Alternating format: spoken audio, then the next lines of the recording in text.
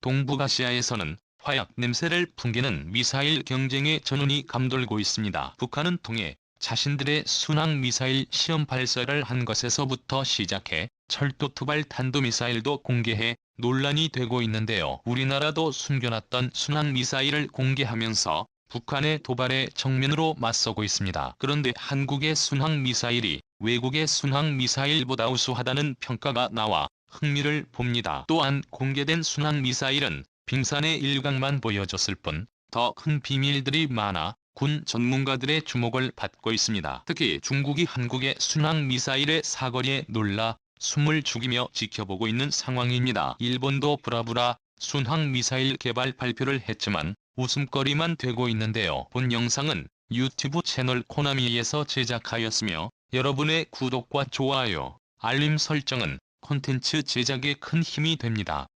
영상을 시청해주셔서 감사합니다. 과연 한국의 순항미사일은 무엇이며 다른 나라들보다 왜 더 우수한지와 밝혀지지 않은 한국 순항미사일의 비밀 그리고 일본의 미사일 개발 발표가 왜 웃음거리가 됐는지에 대해 알아보겠습니다. 한국의 현무 미사일 공개 이후 잠시 잠잠했던 북한이 대뜸 순항미사일 시험 발사에 세간의 논란이 되었습니다. 특히 북한의 순항미사일의 성능이 예상을 뛰어넘었던 것에 충격을 받았죠. 북한이 공개한 순항미사일은 8자를 그리며 75만 80초를 비행했는데 이는 126분으로 1시간 넘게 순항미사일이 비행한 셈인데요. 이것은 북한이 미사일 엔진 성능을 대폭 강화했다는 증거가 됐습니다. 이외에도 북한은 장거리 순항미사일 발사 보도를 낸 후 이틀 만에 파악하기 힘든 탄도미사일 2발을 발사했습니다. 이후 북한의 조선중앙통신은 해당 탄도미사일은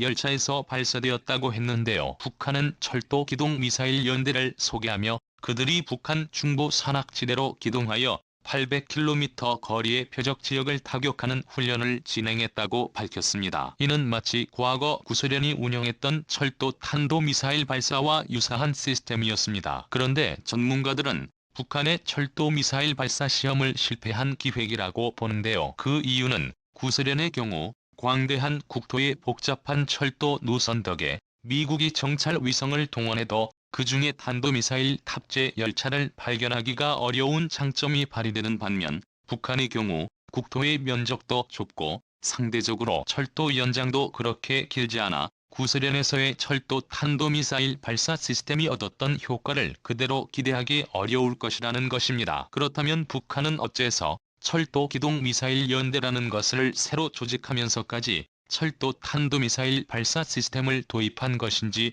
의문이 생깁니다. 한 군사 전문가는 북한이 미사일 발사 차량의 운영에 문제가 있을 것으로 예상했습니다. 북한의 미사일 발사 차량이 마치 북한의 탄도미사일 위치를 탐지하기 어렵게 한다고 말하는 전문가들도 있지만 사실 미사일 발사 차량이 제대로 기동하기 위해서는 도로가 잘 갖추어져 있어야 합니다. 그런데 북의 도로 사정은 그야말로 극악한 수준으로 극거대한 미사일 발사 차량을 눈에 띄지 않는 장소로 자유자재로 이동시킨다는 것은 사실상 불가능한 일입니다. 더군다나 북한의 미사일 발사 차량은 그 기본 사실을 전량 중국에서 도입하는데 현재는 중국과의 국경이 닫힌 상태이며 부품 수급과 정비 관련해서 상당히 고전하고 있는 것으로 파악됩니다. 즉 이런 문제를 타개하고자 일단 중량면에서 기존의 열차 시스템에 비교적 쉽게 탑재 가능한 신형 전술유도탄을 철도기동 미사일 연대에 처음으로 적용하여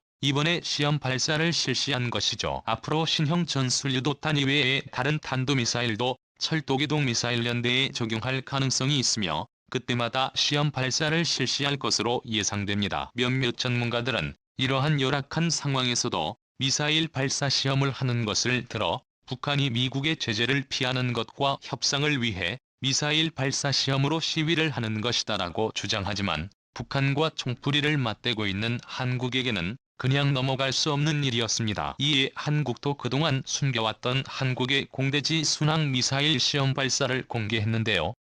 바로 천령 공대지 순항미사일이었습니다. 약 27초 분량의 장거리 공대지 미사일의 활공시험 영상이 공개되면서 천령이 세상의 그 모습을 드러냈습니다. 공군 F사의 팬텀 전투기의 동체 중앙 무장 장착점에서 분리된 장거리 공대지 미사일은 활공 비행 끝에 목표물에 정확히 명중했는데 그 정확도가 대단히 높아 보였습니다. 500km 이상 떨어진 적 지휘부를 2m 내외의 오차로 명중시킬 수 있고 지하 벙커를 파괴할 수 있는 관통 탄도 기능을 탑재하고 있어 그 위력이 대단할 것으로 판단됩니다. 한마디로 수뇌부들을 암살하기 위해 2m 내외 창문만 있으면 가능하다는 소리와 마찬가지입니다. 다만 이번 활공 시험에 사용된 장거리 공대지 미사일은 엔진이 달리지 않았고 목표물을 파괴하는 폭탄도 장착되지 않았는데요. 이는 단순히 대외 공개에 목적이 있기 때문에 위력에 관해서는 비밀을 유지하려는 것으로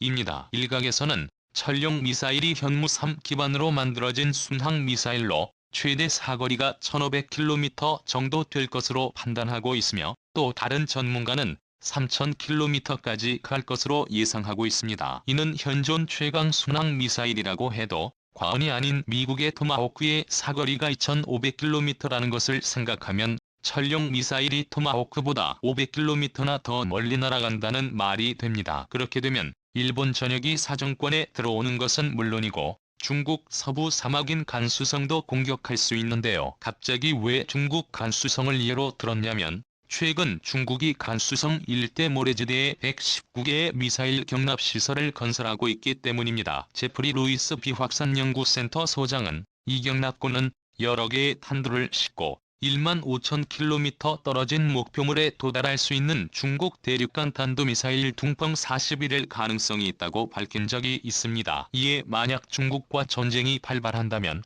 간수성 미사일 경납시설을 1차 목표로 삼아야 하는데 3,000km 사거리를 가진 천룡 미사일이라면 중국 서쪽이라도 공격이 가능해집니다. 장거리 공대지 미사일은 국방과학연구소가 개발을 주관하고 LIG 넥스1이 체계종합제업체로 선정되어 2019년부터 탐색 개발이 본격화되었습니다. 한국군 및 국내 방위산업계는 장거리 공대지 유도탄 사업을 1차와 2차 사업으로 나눠 순항 미사일을 개발했는데요. 북한의 핵과 미사일 위협이 가속화됨에 따라 긴급 대응을 위해 1차 사업으로 공군 F-15K 전투기에 장착 운용할 수 있는 타우러스 350개를 굳게 도입해 전력화했습니다. 반면 2차 사업은 당장 사용할 무기가 필요했던 1차 사업과 달리 여유가 좀 있었습니다. 때문에 KF-21 보람의 전투기에 장착되는 국산 장거리 공대지 미사일로 방위사업청은 한국형 전투기 사업 일정을 고려해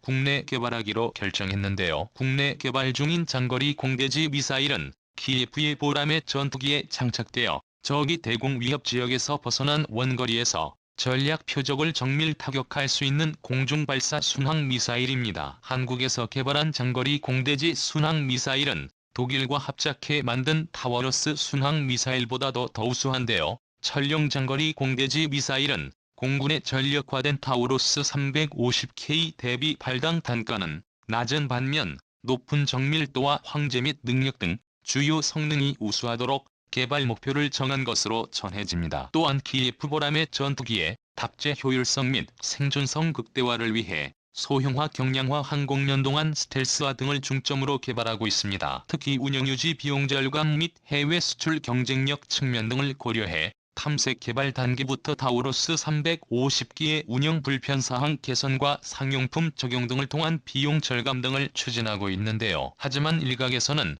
KF-21 보람의 전투기의 성능 부족을 탓하며 하우로스 350기의 추가 도입 혹은 하우로스 350K의 공동 개발을 주장하기도 하지만 KF-21 보람에는 아직 개발 중에 있는 기체이며 정확한 성능은 다 개발되고 양산될 때까지 누구도 알 수 없습니다. 때문에 미리 준비하는 것은 전혀 나쁜 선택이 아닐 수 있습니다. 이와 관련해 방위사업청은 강력한 유감의 뜻과 함께 KF-21 보람의 전투기와 장거리 공대지 미사일은 현 계획대로 진행할 것이라는 입장을 공개적으로 표명했는데요. 국방과학연구소가 이례적으로 개발하고자 하는 체계의 부칙에 또는 주요 구성품에 대한 위험 분석 기술 및 공학적 해석 시뮬레이션을 실시하는 단계에서 장거리 공대지 미사일을 전격 공개한 것은 개발에 대한 자신감을 보여준 것이라고 할 수 있습니다. 천룡 공대지 미사일은 탐색 개발이 완료되면